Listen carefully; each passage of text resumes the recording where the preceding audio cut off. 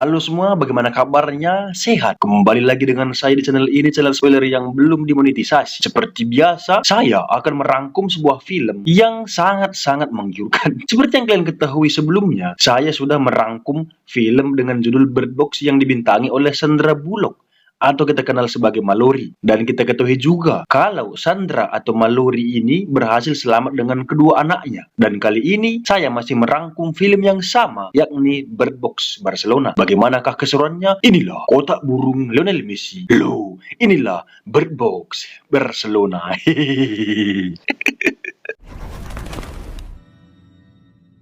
Diawali dengan pria bernama Sebastian, ayah dari putrinya bernama Ana. Terlihat Sebastian memberi Ana sepasang sepatu roda dan mereka bermain ceria di tengah-tengah kota yang terlihat porak-poranda akan kejadian tersebut. Ana dahulu adalah seorang skating atau penari dengan sepatu roda yang profesional. Sehingga dengan demikian, si Sebastian berharap dapat mengobati sedikit kesepian atau kerinduan Ana akan masa lalunya. Tú te vienes conmigo. Ana, espera. Ay. Di tengah-tengah keceriaan, tiba-tiba terdengar suara pintu tempat mereka terbuka. Dengan kepanikan, Sebastian langsung bergegas pergi, namun berhasil dihadang oleh beberapa orang tunanetra.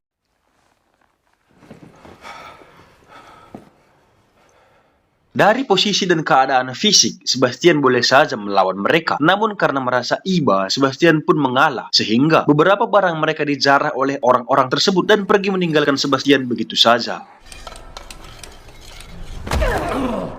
No necesito verte para partirte la... Tanpa drama-dramaan, Sebastian dan Ana menggunakan penutup mata dan keluar dari tempat tersebut untuk ngeloting makanan atau barang-barang yang diperlukan sebagai alat pertahanan hidup. Kita juga melihat seluruh keadaan kota yang hancur porak-poranda. Terlihat banyak juga jenazah yang tergeletak begitu saja. Orang-orang juga hidup dengan kelompoknya masing-masing, seperti 4 orang yang ditemui Sebastian ini. Hola, ¿Quién anda ahí? me llamo Sebastián. Sebastian yang membutuhkan makanan pun meminta tolong kepada orang-orang tersebut. Mereka sempat menolak, namun akhirnya mau menolong Sebastian setelah Sebastian mengatakan kalau dia mengetahui tempat mesin generator berada. Karena dulunya Sebastian adalah seorang elektronisian. Dalam artian dia pekerja elektrik lah di salah satu perusahaan di daerah tersebut, guys. Lanjut. Hay un generador. ¿Generador? Trabajo en la construcción. Pesan demasiado para llevarlos yo solo, pero si me ayudáis... Singkat cerita, orang-orang tersebut pun membawa Sebastian ke markas mereka, yang mana markas tersebut adalah bekas stasiun bis di masa lalu. Dalam kelompok tersebut juga ada seorang dokter, juru masak, montir, dan tukang kayu. Atau ya, cukup lengkap lah sebagai kelompok. Begitulah kira-kira, guys. Sebastian yang juga kebetulan ada luka terbuka di pelipisnya pun dianjurkan untuk menemui seorang dokter bernama Lilia, yang ternyata seorang dokter hewan. Pues la nariz es lo que mejor tienes. La ceja necesita puntos. Sebelum kita lanjut, ada sedikit informasi perbandingan tentang Bird Box yang di Mallory dan Sebastian ini, guys. Kalau kalian ingat, saat kejadian dengan Mallory, kita diberitahukan sedikit ciri-ciri orang-orang yang dapat menatap si makhluk dan tidak wasted sama sekali. Seperti contohnya Eric di zaman itu, guys. Sehingga, jikalau ada orang baru yang ingin gabung ke suatu kelompok, maka harus dicek dulu matanya. Namun di kelompok orang-orang ini tidak melakukan hal tersebut. Tetapi tidak apa-apa. Kemungkinan mereka belum tahu, begitu ya, guys. Lanjut. Setelah bertemu si dokter, Sebastian bergabung dengan yang lain. Terlihat orang-orang tersebut menerima Sebastian dengan hangat. Mereka juga sempat makan bersama dan minum bersama. Saat semua orang tertidur dalam bis, tiba-tiba Sebastian membawa bis tersebut keluar. Lilia dan teman-temannya sempat mencoba melawan, namun tidak berhasil, sehingga inilah yang terjadi.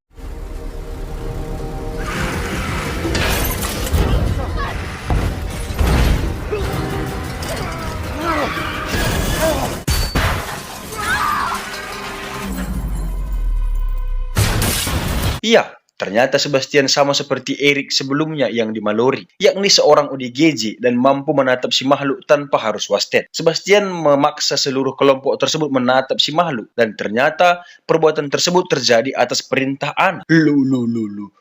Kok begini? Menurut Sebastian, dirinya adalah gembala atau seorang penuntun. Jadi alasannya melakukan hal tersebut adalah untuk menolong orang-orang agar diselamatkan oleh makhluk yang dipandangnya sebagai malaikat, ataupun sebagai pencerah, ataupun sebagai penolong. Gitulah kira-kira, guys.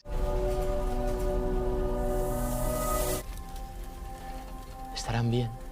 Ana juga berkata kalau Sebastian terus melakukan hal tersebut, mereka akan kembali bersatu dalam satu keluarga. Kira-kira apa kebenaran di balik semua ini? ¿Cuándo me va a tocar a mí? Pero aún hay demasiadas ovejas. Sálvalas y volveremos a estar juntos. Ya, 9 bulan sebelumnya, sebelum kejadian ini terjadi. Yang mana si Sebastian adalah seorang kontraktor pembuat kincir angin. Saat si Sebastian menerima telepon dari salah satu anak buahnya, dia terkejut mendengar adanya beberapa orang yang melompat ke arah turbin kincir angin tersebut. Dan belum diketahui apa penyebabnya. Oleh karena itu, Sebastian pun segera pulang ke kantornya. Di dalam mobil, Sebastian mendengarkan berita tentang kecelakaan di Polandia dan penyebab yang belum diketahui. Singkat cerita, Sebastian sampai di kantornya. Terlihat juga orang-orang sudah mulai kalang kabut menyelamatkan diri. Yang bersamaan dengan itu, Laura, istri Sebastian, meneleponnya dengan panik dan memberitahukan kejadian-kejadian aneh, baik di tempat mereka maupun di tempat lain, atau bahkan di seluruh dunia. Menurut WHO juga, kejadian tersebut adalah gangguan psikotik, di mana orang-orang atau pengidapnya dapat melakukan hal-hal yang aneh terhadap dirinya, bahkan bunuh diri. Di sela-sela Sebastian sedang serius memperlihatkan ataupun memperhatikan berita di televisi, tepat di belakangnya, seorang pria tiba-tiba gantung diri. Yang bersamaan dengan itu, Laura menyuruh Sebastian menjemput anak putri mereka di sekolah sesegera mungkin. Puedes ir a buscar a Ana. Ahora. Di jalanan, kekacauan sudah semakin besar. Bahkan seseorang jatuh tepat di mobil Sebastian, sehingga dia harus berjalan kaki menuju stasiun kereta. Dan dari monitor CCTV kita melihat signal sudah mulai hilang.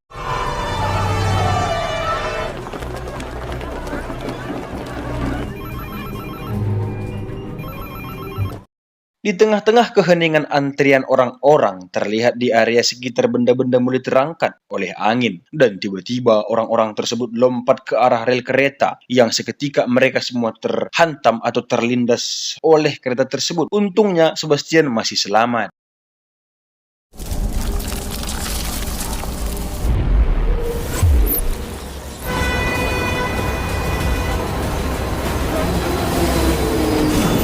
Sebastian pun melanjutkan perjalanannya menuju sekolah Ana. Dan untungnya juga dengan mudah Sebastian berhasil menemukan Ana yang juga ketakutan. Setelah itu mereka pun pergi di...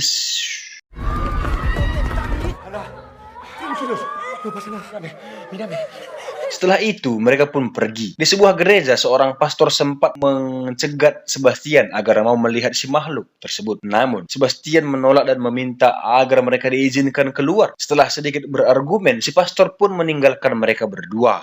Sebastián, Padre, a la casa. sí. Beberapa saat kemudian, Sebastian dan Laura pun bertemu. Namun tepat di depan mata Sebastian, Laura wasted ditabrak oleh mobil. ¿Y tú, mi amor? ¿Estás bien?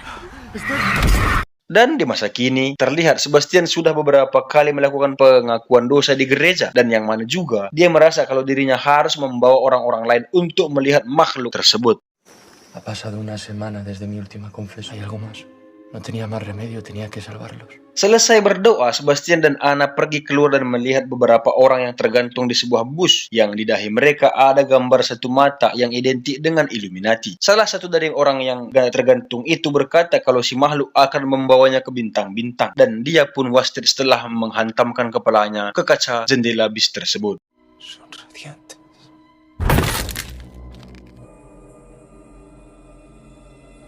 Dari bangunan yang tinggi, Sebastian melihat seseorang yang membongkar sebuah pot. Seperti yang kita ketahui bersama, Sebastian memiliki misinya sendiri, pun menghampiri si orang tersebut yang seorang wanita bernama Claire.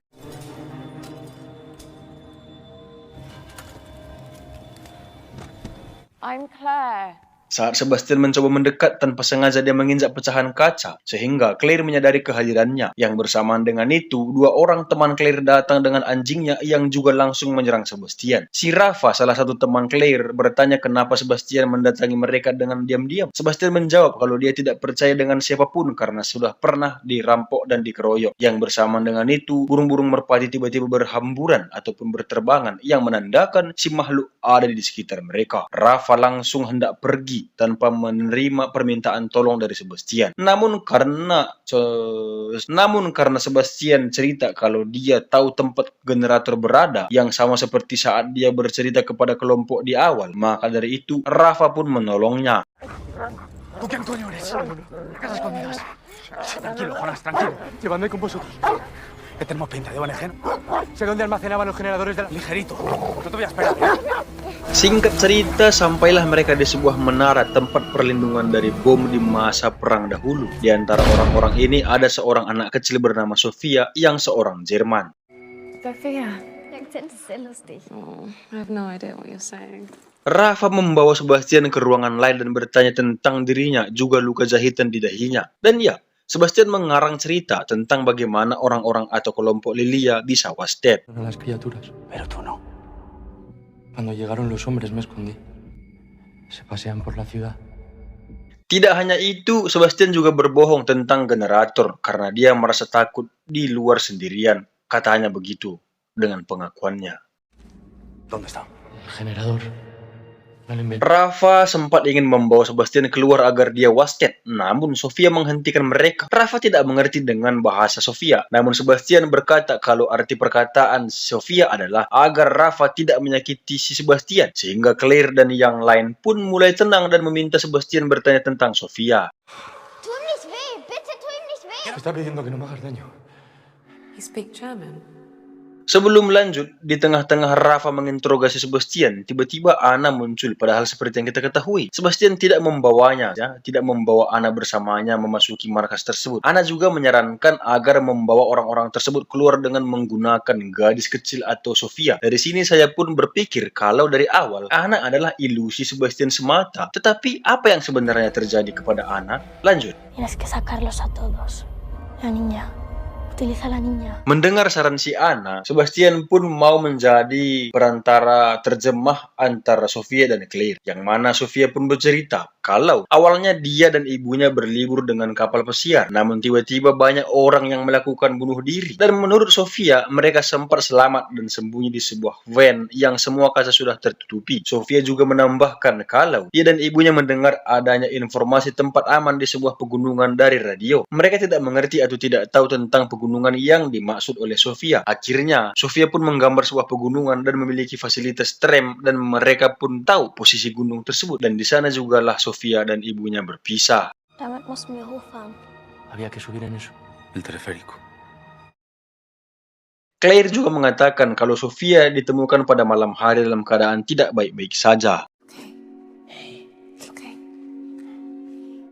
I could only guess what she... Mendengar penjelasan Sofia yang diterjemahkan oleh Sebastian, Rafa pun mengerti dan akhirnya berniat keluar dari bunker tersebut menuju pegunungan yang dimaksud. Karena menurut dia, tempat tersebut cocok untuk base camp pengungsian. Namun teman-teman yang lain sedikit kecewa atau sedikit khawatir dengan pilihan Rafa. Pero soy la única que se ha quedado con Y yo tuviese que montar un campo de refugio. Sebastian juga setuju dengan rencana Rafa. Namun di balik persetujuan tersebut, kita tahu maksud licik dan jahat Sebastian. Si om-om ini atau bernama Roberto tetap tidak setuju. Namun dengan mulut motivator ala Sebastian, mereka akhirnya sepakat untuk pergi menuju gunung atau kastil yang dimaksud. Dan lokasinya berada di tengah-tengah ataupun berada di tepi ataupun di seberang kota Barcelona. Me parece que es Montjuic. Castillo, montaña, Barcelona. Pagi pun tiba, petualangan mereka pun dimulai. Buenos días, vaya durmiente de arriba.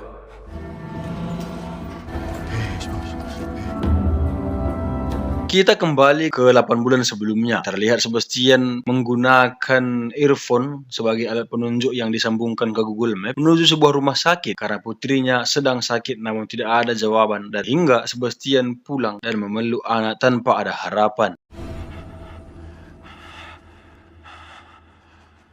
Llegado a su destino. Y ella sabría qué hacer. Kembali lagi, Anna muncul dengan raut wajah marah dan Sebastian terlihat ketakutan akan ekspresi Anna tersebut.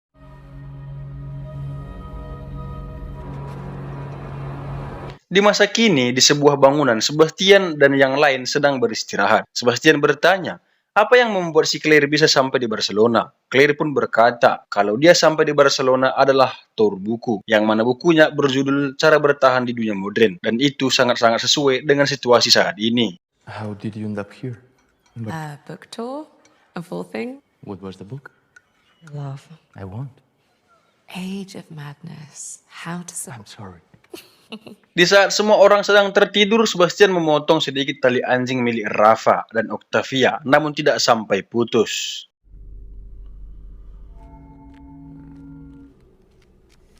Pagi pun tiba, mereka melanjutkan perjalanan. Dan di tengah perjalanan, tiba-tiba si makhluk muncul. Sama seperti yang dialami oleh Mallory sebelumnya, mereka juga mendengar suara-suara keluarga mereka yang sudah meninggal. Dan hal tersebut membangun trauma pribadi mereka. Tidak hanya itu, anjing sebagai penunjuk arah mereka juga lepas akibat ulah dari Sebastian di malam hari sebelumnya. Sehingga Rafa yang mengira anjingnya sudah wasted pun langsung membuka penutup matanya. Dan seketika itu juga, Rafa pun wasted setelah melihat makhluk tersebut. Begitu juga dengan Sofia. Dia mendengar ibunya memanggil namanya. Namun untungnya Octavia menyelamatkannya, juga menyadarkan si Claire. Dan kedua anjing sebelumnya langsung menjilati darah si Rafa. Dan salah satu dari anjing tersebut melihat si makhluk, dan om-om tua atau Roberto yang mendekat pun langsung dihap lalu ditangkap.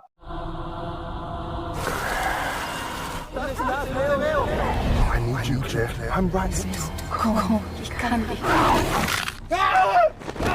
Sedangkan Octavia berhasil menemukan sebuah rumah dan menggunakan peluit untuk memanggil Roberto dan Isabel. Si Sebastian yang sedari tadi menyaksikan kejadian tersebut datang dengan terengah-engah. Ya, atau lebih pastinya berakting. Get inside. Come on. Isabel? Di sini Claire merasa heran. Bagaimana makhluk tersebut bisa meniru suara-suara atau ketakutan pribadi mereka? Octavio pun menjelaskan, mungkin saja makhluk ini sejenis makhluk kuantum. Seperti yang kita ketahui bersama, arti kata kuantum sendiri adalah berapa banyak, yang artinya makhluk ini tidak memiliki wujud yang pasti. Alasan mereka bisa meniru suara adalah karena para makhluk melakukan pengamatan dari rasa takut, rasa sakit, juga duka lara. Tidak hanya itu, setiap orang yang melihat makhluk ini pasti berbeda-beda. Ada yang melihatnya sebagai alien. Ini fix pengikut Uncle Chucky guys ya. Atau ada juga yang melihatnya seperti iblis. Ada juga yang melihatnya sebagai Tuhan. Salah satunya seperti Bapak Pastor di awal. Dan Sebastian salah satunya juga sendiri. How can they use his voice? I don't know. Maybe it's the observer's effect. Particles are in this state of indefinition. Maybe they're changing. Fears, or grief, or pain. People see aliens, others. Torturer, or their god. Alasan si Octavio mengerti akan hal ini adalah karena dia seorang mahasiswa yang bukan kaleng-kaleng. Atau dia salah satu mahasiswa pintar lah guys ya. Ya bukan seperti kamu lah yang selalu memperbandingkan orang yang tidak kuliah dan ini dan bla bla bla bla. Padahal kan kuliah itu penting untuk diri sendiri, ya kan? Kamu mau begitu datang dokter tanpa kuliah, tanpa belajar meriksa kamu, ya kamu wasted dong. Lanjut. Un título de física por la Universidad de México. Sebastian yang penasaran pun bertanya dengan Claire tentang yang didengarnya, yang mana ternyata suara itu adalah suara dari saudaranya yang sudah wasted. Claire pun bertanya dengan Sebastian apa yang dia dengar. Ya, seperti yang kita tahu juga Sebastian adalah impostornya yang seketika dia mengalihkan pembicaraan dan mencari Sofia. Did you hear? Parents called him Jojo. Genius, my brother. Yang ternyata Sofia menangis sedih di sebuah ruangan kecil. Sebastian mendatanginya dan menghiburnya sembari memberi kalung dengan lambang serafim yang itu mirip dengan makhluk di mimpi Sebastian sebelumnya. Dan apa yang dikatakan oleh Claire adalah benar tentang bagaimana orang-orang memandang makhluk ini. Sebastian pun memberi kalung tersebut ke Sofia yang di situ tertulis nama Anna putrinya. Sedikit informasi guys, serafim itu adalah salah satu, kalau dalam iman Kristen ya kan, ada istilahnya malaikat, ada serafim gitulah. Serafim itu disebut serafim. Kalau malaikat itu kan ada namanya, ada Gabriel, ada ini, ada itu gitu kan. Serafim itu dia makhluk yang bentuknya itu mengerikan kalau kita lihat begitu ya. Dia memiliki sayap yang begini, begana. Begitulah, itu mengerikan kalau kita melihatnya sebagai manusia. Itulah serafim guys ya. Oke, tapi ini dalam iman Kristen. Oke, lanjut. Kita kembali ke 7 bulan sebelumnya. Ana yang sedang berdoa, sedangkan di luar rumah si pastor memaksa orang-orang lain untuk melihat makhluk tersebut sembari menggambarkan mata satu di dahi si korban.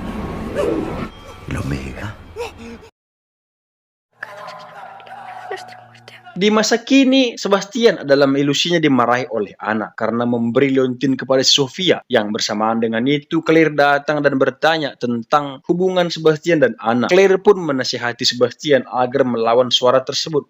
Dan ya, Ana membantahnya, yang artinya Sebastian ini terus-terusan mendengar suara Ana, bahkan melihat fisik si Ana. Gitu guys ya. Maksudnya si Sebastian ini dari awal itu sudah ilusi kalau si Ana ini ada di dekat dia, begitu ya kan. Padahal ya mungkin kita juga tidak tahu apa dan bagaimana alasannya dan bagaimana kejadian aslinya, begitu ya kan. Lanjut. Tiba-tiba terdengar suara Isabel yang ternyata luka bekas gigitan anjing sebelumnya semakin parah. Yang kemungkinan si Roberto mengalami sepsis atau keracunan darah, yang hal tersebut mengancam nyawa Roberto jika tidak segera ditangani dengan benar. Have a look. You think it's sepsis? We have to find some antibiotics to bring his Octavio, Claire, dan Sebastian pun memeriksa ruangan di tempat tersebut hingga masuklah mereka ke salah satu rumah yang penghuninya sudah jadi bangkai. Octavio memeriksa dapur dan menemukan 2 kaleng sardin. Octavio pun ingin mendatangi Sebastian yang berada di ruang makan. Octavio bertanya, apakah horden sudah tertutup, katanya. Sebastian pun berbohong atas perintah Ana dalam ilusinya. Ya, seketika saat Octavio datang dan membuka matanya, inilah yang terjadi. Sebastián, encontré latas de sardina. ¿Tu cuarto está seguro? Sí. Está todo cerrado.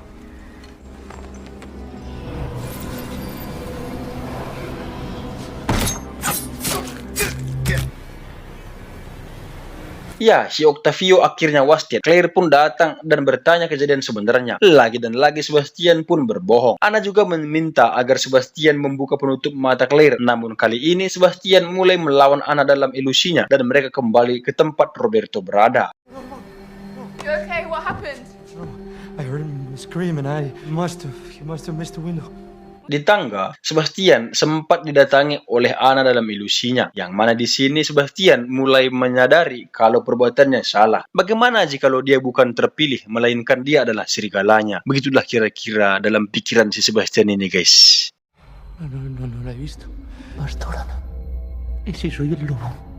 Beberapa waktu kemudian, mereka pun melanjutkan perjalanannya. Dan di setiap dinding rumah terlihat ada beberapa jenazah yang tergantung. Dan bersamaan dengan itu, langkah mereka dicegat oleh seorang pemotor. Sebastian pun mencoba menolong mereka, namun Isabel dan Roberto terjatuh, yang artinya mereka sudah pasti wasted. Sedangkan Sebastian, Claire, dan Sofia berhasil selamat. Namun di sini, Claire menyadari kalau ternyata Sebastian sudah melihat makhluk tersebut, sehingga Claire dan Sofia pun lari menjauh darinya, hingga sampai di atas bangunan tersebut.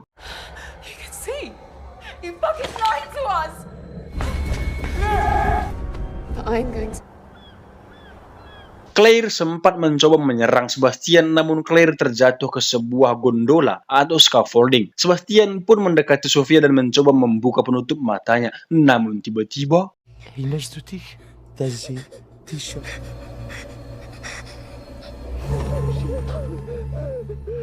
Ya, akhirnya Sebastian sadar dan memeluk Sofia karena dia tahu dia sudah salah selama ini. Kembali ke dalam kenangan Sebastian saat Ana berulang tahun, yang ternyata kegiatan tersebut diperhatikan oleh si pastor, dan inilah yang terjadi. Cumpleaños feliz. Ya, si pastor dan kedua anak buahnya menangkap si Sebastian dan Ana. Si pastor memaksa Ana untuk melihat makhluk tersebut sehingga dia terjun bebas, dan itu terjadi tepat di depan mata Sebastian, yang sehingga luka di hatinya sudah double. Coba Anda bayangkan, istri dan anaknya wasted tepat di depan matanya. Mungkin dari luka dan depresi yang dialaminya sehingga si Sebastian jadi ODGJ. Dan hal tersebut jugalah yang membuat dia tahan dari si makhluk tersebut.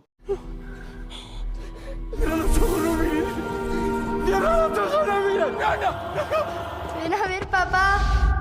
Kembali ke masa kini, Sebastian yang sudah sadar pun menolong Claire. Claire sempat tidak percaya dengan Sebastian. Namun setelah memberi sedikit penjelasan yang lumayan masuk akal, Claire pun mulai mengerti. Dan bersamaan dengan itu, si pastor dan anak buahnya sudah berdatangan. Break you. I thought I was chosen, but I was just broken. Let me help. Di scaffolding sebelumnya, salah satu anak buah pastor datang dan menghadang mereka. Untungnya, Sebastian yang dapat melihat pun langsung melawan si anak buah tersebut. Sebastian sempat kewalahan, hingga akhirnya inilah yang terjadi. Setelah si anak buah Wasted, Sebastian menuntun Claire dan Sofia ke dalam mobil dan membawa mereka keluar dari area tersebut, dan tanpa ada halangan akhirnya mereka sampai di tujuan, tepatnya di stasiun tram berada.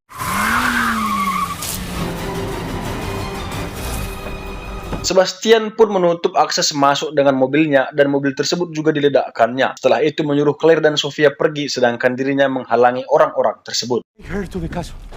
I've got to make sure they don't crash. Kita berfokus kepada Claire dan Sofia yang saat menaiki tangga tiba-tiba Sofia terjatuh karena menginjak anak tangga yang sudah rapuh. Namun dengan tekad yang kuat Claire berhasil menyelamatkannya. Karena merasa kalau menutup mata tidak cocok dalam situasi tersebut, Claire pun membuka matanya. Namun tidak terjadi apa-apa sampai naik ke stasiun tram tersebut. Tidak seperti Bird Box sebelumnya guys ya, kalau buka mata pasti langsung Wasted. Begitu kira-kira. Mungkin dalam film ini si makhluk itu tidak berfokus kepada satu orang, atau ya tidak tahu apa alasannya lah, tapi buktinya setelah si Claire membuka mata tidak langsung Wasted lah gitu kira-kira ya. Lanjut.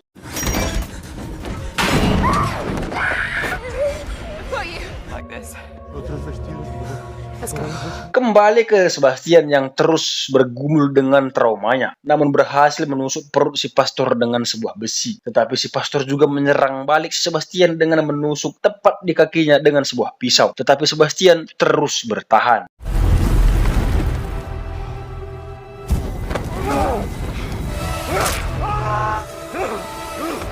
Kembali ke Claire dan Sofia yang mana ternyata listrik dari tram tersebut hanya dapat diaktifkan dari tempat atau gunung atau camp aman yang dimaksud. Sehingga Claire membunyikan lonceng untuk memberitahukan keberadaan mereka. Dan hal tersebut berhasil namun juga mengundang si makhluk ke tempat Claire. Dan ya, traumanya kembali datang. Begitu juga si Sofia. Namun karena iman Claire kuat, dia pun dapat bertahan dan langsung menyelamatkan Sofia. Sedangkan si Sebastian masih adu tusuk-tusukan dengan si pastor hingga besi yang menusuk perut pastor juga menusuk perut Sebastian. Si pastor berkata kalau Sebastian tidak akan selamat. Namun Sebastian menjawab setidaknya mereka selamat katanya sembari melihat Claire dan Sofia berhasil memasuki tram yang sedikit sulit karena akses yang sudah rusak.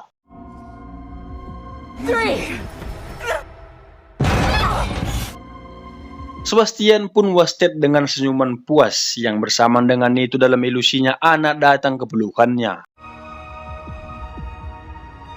Akhirnya Claire dan Sofia sampai ke kamp pengungsian. Para tentara pun memeriksa mereka dan ternyata ibu Sofia ada di sana. Mereka pun saling melepas rindu. Sedangkan si Claire dibawa ke ruangan lain untuk diperiksa. Apakah dia sudah terkontaminasi atau belum? Claire pun bertanya, bagaimana kalian memeriksanya? Si dokter tidak memberi jawaban. Namun ternyata memiliki uji coba dengan cara menyuntikkan darah orang-orang seperti Sebastian atau mereka sebut si penglihat ke hewan seperti tikus, burung, terenggiling, atau koruptor. Salah, dan lain-lain. And these epigenetic alteration. How would you test? Dr. Pascal and I are about to conduct our 12th animal trial since the capture of the creature. Dan ya, film berakhir tanpa akhirat. Ya, betul sekali. Film diakhiri dengan teriakan seorang penglihat. Mungkin film ini akan ada lanjutannya guys ya. Karena Amerika sudah, Eropa juga sudah. Mungkin yang akan datang adalah Asia guys. Mungkin dari Asia lah guys ya. Yang dibintangi oleh para stand up komedi. Ya seperti Boris Bukir dan lain-lain yang digarap oleh Ernest Prakasa. Atau mungkin nanti yang dibintangi oleh Gejeles dan tim. Oke, sekian video kali ini. Terima kasih. Bye-bye.